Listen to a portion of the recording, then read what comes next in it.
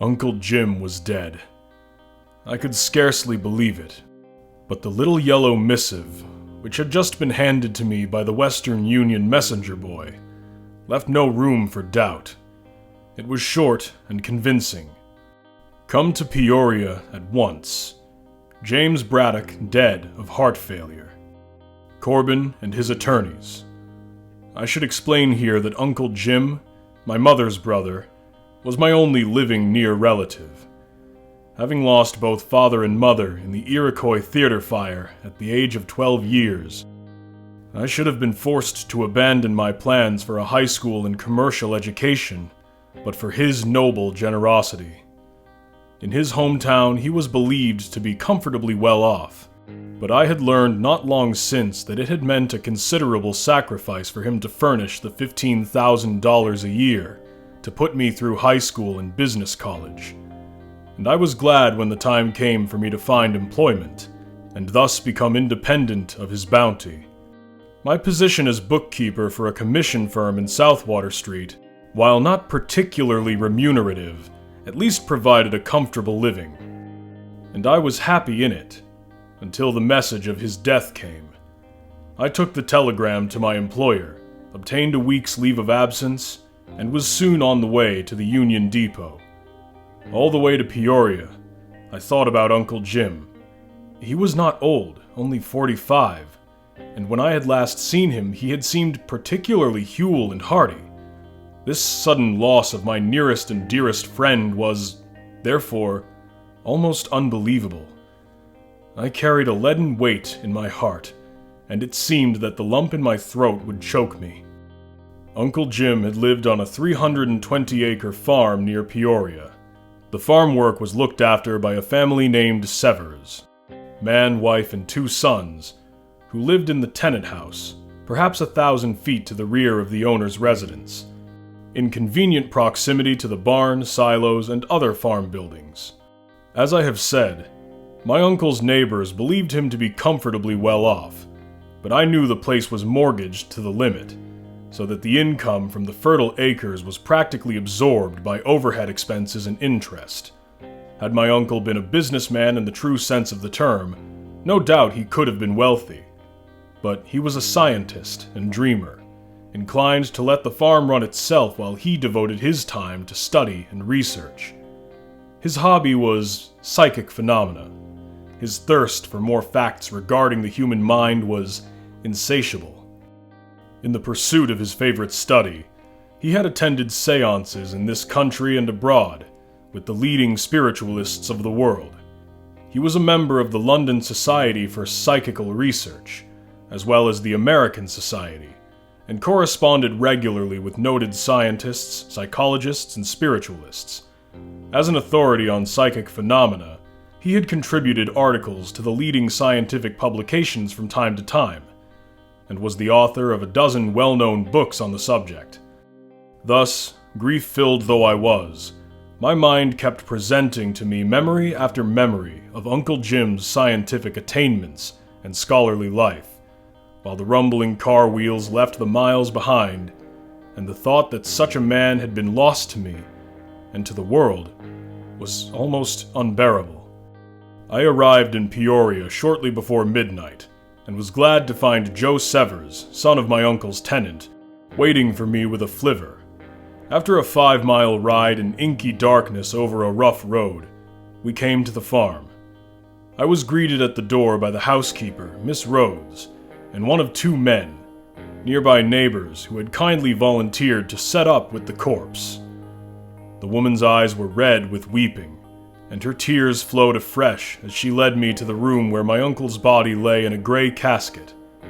A dim kerosene lamp burned in one corner of the room, and after the silent watcher had greeted me with a hand clasp and a sad shake of the head, I walked up to view the remains of my dearest friend on earth.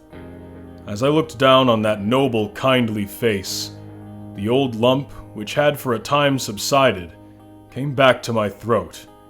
I expected tears, heartening sobs, but they did not come.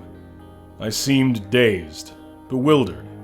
Suddenly, and apparently against my own reason, I heard myself saying aloud, He is not dead, only sleeping." When the watchers looked at me in amazement, I repeated, "Uncle Jim is not dead, he is only sleeping." Mrs. Rhodes looked compassionately at me, and by a meaning glance at the others, said as plainly as if she had spoken, "His mind is affected." She and Mr. Newberry, the neighbor whom I had first met, gently led me from the room. I was, myself, dumbfounded at the words I had uttered, nor could I find a reason for them. My uncle was undoubtedly dead, at least as far as this physical world was concerned. There was nothing about the appearance of the pale, rigid corpse to indicate life, and he had, without doubt, been pronounced dead by a physician. Why, then, had I made this unusual, uncalled for, in fact, ridiculous statement? I did not know.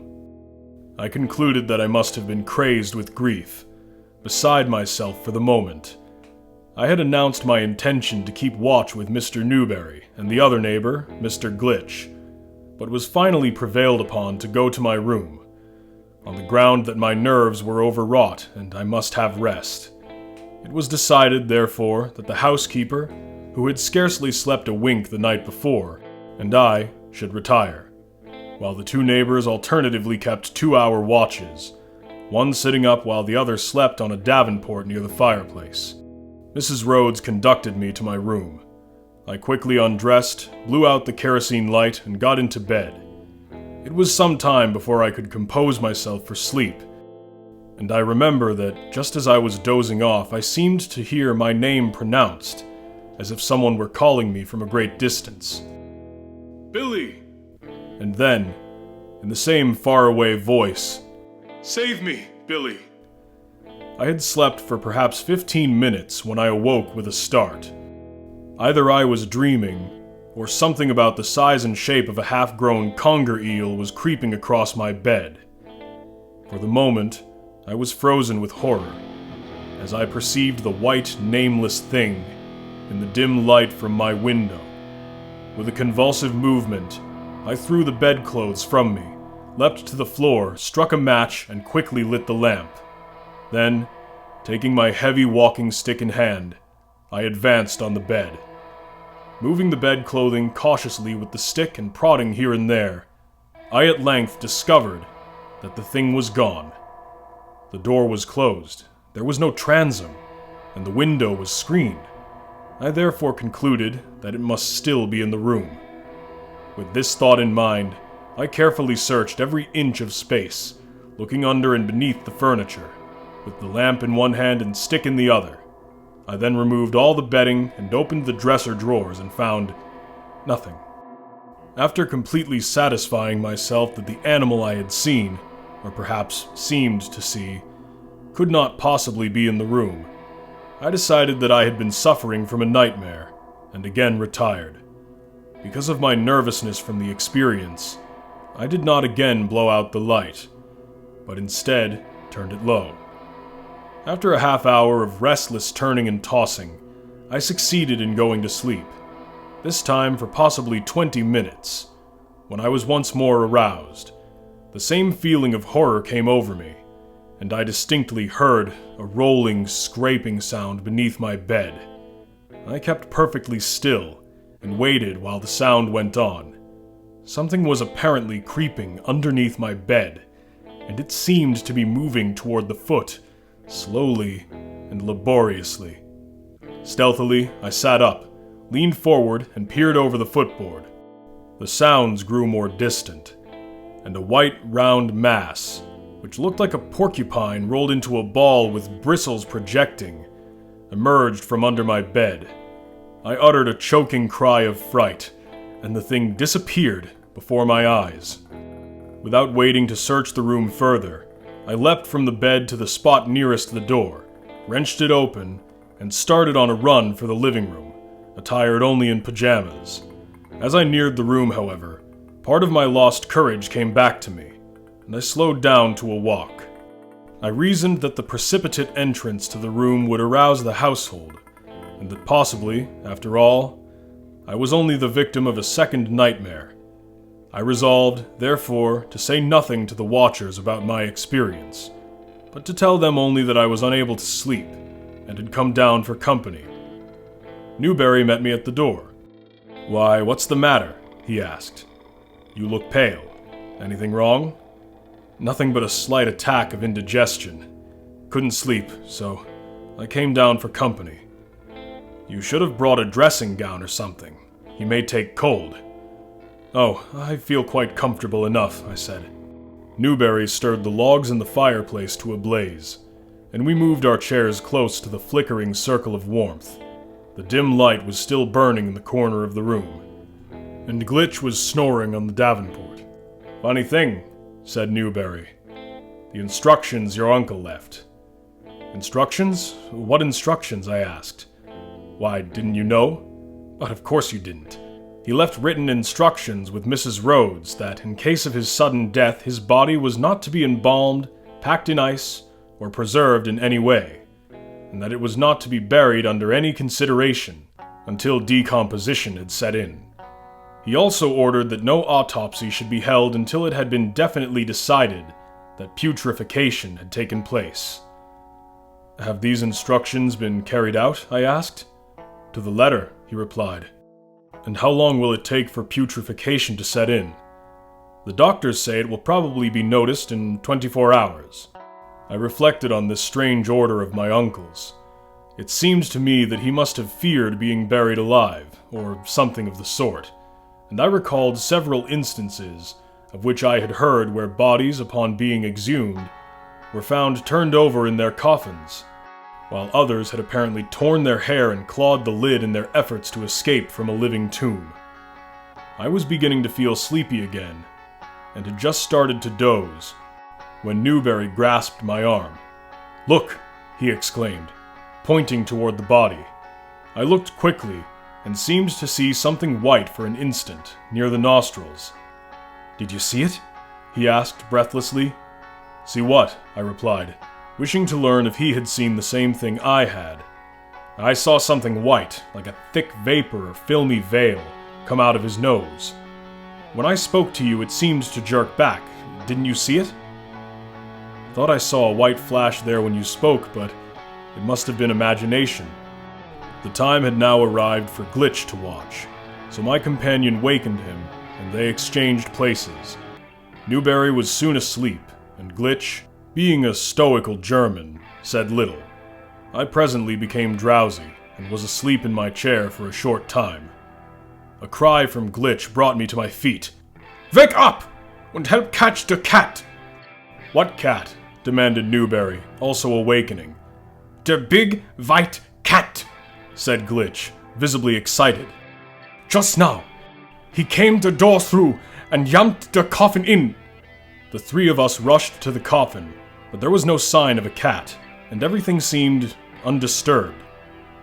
"That's funny," said Glitch. "Maybe it's hiding somewheres in the room." We searched the room without result. "You've been seeing things," said Newberry. "What did the animal look like?" I asked. "White, and big as a dog. It combed the door in and galloped across the floor and jumped in the casket, just like that. Och, it was a fierce-looking beast." Glitch was very much in earnest and gesticulated rapidly as he described the appearance and movements of the feline. Perhaps I should have felt inclined to laugh, had it not been for my own experience that night. I noticed, too, that Newberry's expression was anything but jocular. It was now nearly 4 o'clock, time for Newberry to watch, but Glitch protested that he could not sleep another wink, so the three of us drew chairs up close to the fire. On each side of the fireplace was a large window. The shades were completely drawn, and the windows were draped with heavy lace curtains. Happening to look up at the window to the left, I noticed something of a mouse-gray color hanging near the top of one of the curtains. As I looked, I fancied I saw a slight movement as of a wing being stretched a bit, then folded, and the thing took on the appearance of a large vampire bat, hanging upside down. I called the attention of my companions to our singular visitor, and both saw it as plainly as I. "How do you suppose he got in?" asked Newberry. Funny we didn't see him before, said Glitch. I picked up the fire tongs and Newberry seized the poker. Creeping softly up to the curtain, I stood on tiptoe and reached up to seize the animal with the tongs. It was too quick for me, however, and fluttered out of my reach. There followed a chase around the room, which lasted several minutes. Seeing that it would be impossible for us to capture the creature by this method, we gave up the chase, whereupon it calmed down and suspended itself from the picture molding upside down. On seeing this, Glitch, who had taken a heavy book from the table, hurled it at our unwelcome visitor. His aim was good, and the thing uttered a squeak as it was crushed against the wall. At this moment, I thought I heard a moan from the direction of the casket, but could not be certain. Newberry and I rushed over to where the book had fallen, intent on dispatching the thing with a poker and tongs, but only the book lay on the floor. The creature had completely disappeared. I picked up the book and noticed, as I did so, a grayish smear on the back cover. Taking this over to the light, we saw that it had a soapy appearance. As we looked, the substance apparently became absorbed, either by the atmosphere or into the cloth cover of the book. There remained, however, a dry, white, faintly defined splotch on the book cover. "What do you make of it?" I asked. "Strange," said Newberry. I turned to Glitch, and noticed for the first time that his eyes were wide with fear. He shook his head and cast furtive glances toward the casket. "What do you think it is?" I asked. "A vampire, maybe. A real vampire." "What do you mean by a real vampire?" Glitch then described how, in the folklore of his native land, there were stories current of corpses which lived in the grave. It was believed that the spirits of these corpses assumed the form of huge vampire bats at night, and went about sucking the blood of living persons, with which they would return to the grave from time to time and nourish the corpse. This proceeding was kept up indefinitely, unless the corpses were exhumed and a stake driven through the heart. He related, in particular, the story of a Hungarian named Arnold Paul, whose body was dug up after it had been buried 40 days. It was found that his cheeks were flushed with blood, and that his hair, beard, and nails had grown in the grave. When the stake was driven through his heart, he had uttered a frightful shriek, and a torrent of blood gushed from his mouth. This vampire story seized on my imagination in a peculiar way. I thought again of my uncle's strange request regarding the disposition of his body, and of the strange apparitions I had seen. For a moment, I was a convert to the vampire theory. My better judgment, however, soon convinced me that there could not be such a thing as a vampire, and, even if there were, a man whose character had been so noble as that of my deceased uncle would most certainly never resort to such hideous and revolting practices. We sat together in silence, as the first faint streaks of dawn showed in the east. A few minutes later, the welcome aroma of coffee and frying bacon greeted our nostrils, and Mrs. Rhodes came in to announce that breakfast was ready. After breakfast, my newly made friends departed for their homes, both assuring me that they would be glad to come and watch with me again that night. However, I read something in the uneasy manner of Glitch, which led me to believe that I could not count on him, and I was, therefore, not greatly surprised when he telephoned me an hour later, stating that his wife was ill, and that he would not be able to come. I strolled outdoors to enjoy a cigar, comforted by the rays of the morning sun after my night's experience. It was pleasant, I reflected, to be once more in the realm of the natural, to see the trees attired in the autumn foliage, to feel the rustle of fallen leaves underfoot, to fill my lungs with the spicy, invigorating October air. A gray squirrel scampered across my pathway, his cheek pouches bulging with acorns. A flock of blackbirds, migrating southward, stopped for a few moments in the trees above my head, chattering vociferously, then resumed their journey with a sudden whir of wings, and a few hoarse notes of farewell. It is but a step, I reflected, from the natural to the supernatural. This observation started a new line of thought. After all, Could anything be supernatural, above nature? Nature, according to my belief, was only another name for God, eternal mind, omnipotent, omnipresent, omniscient ruler of the universe. If he were omnipotent, could anything take place contrary to his laws? Obviously not. The word supernatural was, after all, only an expression invented by man in his finite ignorance, to define those things which he did not understand. Telegraphy, telephony, the photograph, the moving picture, all would have been regarded with superstition by an age less advanced than ours. Man had only become familiar with the laws governing them, in order to discard the word supernatural as applied to their manifestations. What right, then, had I to term the phenomena which I had just witnessed supernatural? I might call them supernormal, but to think of them as supernatural would be to believe the impossible, namely, that which is all-powerful had been overpowered. I resolved, then and there, that if further phenomena manifested themselves that night, I would, as far as it were possible, curb my superstition and fear, regarding them with the eye of a philosopher, and endeavor to learn their cause, which must, necessarily, be governed by natural law. A gray cloud of dust and the whirring of a motor announced the coming of an automobile. The next minute, an ancient flivver, with whose bumps of eccentricity I had gained some acquaintance, turned into the driveway and stopped opposite me. Joe Severs, older son of my uncle's tenant, stepped out and came running toward me. "Glitch's wife died this morning," he panted, "and he swears Mr. Braddock is a vampire and sucked her blood." "What rot," I replied. "Nobody believes him, of course." "I ain't so sure of that," said Joe. "Some of the farmers are taking it mighty serious. One of the Langdon boys, first farm north of here, was took sick this morning. Doctor don't know what's the matter with him. Folks say it looks mighty queer." Mrs. Rhodes appeared on the front porch. "A telephone call for you, sir," she said. I hastened to the phone. A woman was speaking. "This is Mrs. Newberry," she said. "My husband is dreadfully ill, and asked me to tell you that he cannot come to sit up with you tonight." I thanked the lady, offered my condolences, and tendered my sincere wishes for her husband's speedy recovery. This done, I wrote a note of sympathy to Mr. Glitch, and dispatched Joe with it. Here, indeed, was a pretty situation. Glitch's wife dead, Newberry seriously ill, and the whole countryside frightened by this impossible vampire story. I knew it would be useless to ask any of the other neighbors to keep watch with me. Obviously, I was destined to face the terrors of the coming night alone.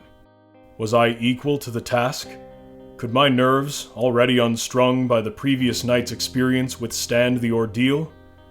I must confess, and not without a feeling of shame, that at this juncture I felt impelled to flee anywhere, and leave my deceased uncle's affairs to shape themselves as they would. With this idea in mind, I repaired to my room and started to pack my grip. Something fell to the floor. It was my uncle's last letter, received only the day before the telegram arrived announcing his death. I hesitated, then picked it up and opened it. The last paragraph held my attention. "And Billy, my boy, don't worry any more about the money I advanced you. It was, as you say, a considerable drain on my resources. But I gave it willingly, gladly, for the education of my sister's son. My only regret is that I could not have done more. Affectionately, Uncle Jim." A flush of guilt came over me. The reproach of my conscience was keen and painful, and I had been about to commit a cowardly, dishonorable deed. "Thank God for the accidental intervention of that letter," I said fervently. My resolution was firmly made now. I would see the thing through at all costs. The noble love, the generous self-sacrifice of my uncle should not go unrequited. I quickly unpacked my bag and walked downstairs.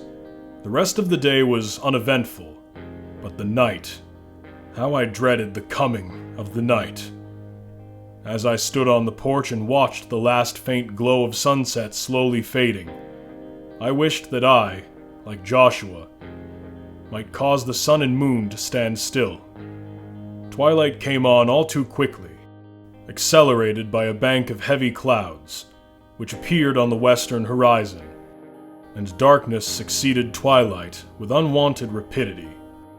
I entered the house and trod the hallway leading to the living room, with much the same feeling, no doubt, that a convict experiences when entering the death cell. The housekeeper was just placing the lamp, freshly cleaned and filled, in the room. Joe Severs' younger brother, Sam, had placed logs in the fireplace, with kindling and paper beneath them, ready for lighting. Mrs. Rhodes bade me a kindly "Good night, sir," and departed noiselessly. As the dreaded moment had arrived, I was alone with the nameless powers of darkness. I shuddered involuntarily. A damp chill pervaded the air, and I ignited the kindling beneath the logs in the fireplace. Then, drawing the shades to shut out the pitchy blackness of the night, I lighted my pipe and stood in the warm glow. Under the genial influence of pipe and warmth, my feeling of fear was temporarily dissipated. Taking a book from the library table, I settled down to read. It was called The Reality of Materialization Phenomena, and had been written by my uncle. The publishers were Bulwer and Sons, New York and London. It was apparently a record of the observations made by my uncle at materialization seances in this country and Europe. Contrary to my usual custom on starting a book, I read the author's introduction. He began by expressing the wish that those who might read the work should first lay aside all prejudice and all preconceived ideas regarding the subject, which were not based on positive knowledge, then weigh the facts as he had found them before drawing a definite conclusion. The following passage, in particular, held my attention. While it is to be admitted with regret that there are many people calling themselves mediums who deceive their sitters nightly, and whose productions are consequently mere optical illusions, produced by chicanery and legerdemain, the writer has nevertheless gathered, at the sittings recorded in this book, where all possibility of fraud was excluded by examination and control, undeniable evidence that genuine materializations are, and can be, produced. The source and physical composition, if indeed it be physical, of a phantasm materialized by a true medium, remains, up to the present time, inexplicable. That such manifestations are not hallucinations has been proved time and again by taking photographs. One would indeed be compelled to strain his credulity to the utmost, were he to believe that a mere hallucination could be photographed. As I have stated, the exact nature and source of the phenomena are apparently inscrutable. However, it is a notable fact that the strongest manifestations take place when the medium is in a state of catalepsy, or suspended animation. Her hands are cold, her body becomes rigid, her eyes, if open, appear to be fixed on space. A roll of thunder, quickly followed by a rush of wind, rudely interrupted my reading. The housekeeper appeared in the doorway, lamp in hand. "Would you mind helping me close the windows, sir?" she asked. "There is a big rainstorm coming, and they must be closed quickly, or the furnishings and wallpaper will be soaked." Together we ascended the stairs. I rushed from window to window while she lighted the way with the dim lamp.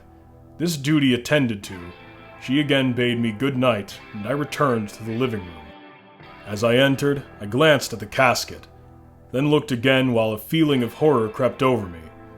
Either I was dreaming, or I had been completely draped with a white sheet during my absence. I rubbed my eyes, pinched myself, and advanced to confirm the evidence of my eyesight by the sense of touch. As I extended my hand, the center of the sheet rose in a sharp peak, as if lifted by some invisible presence, and the entire fabric traveled upward toward the ceiling.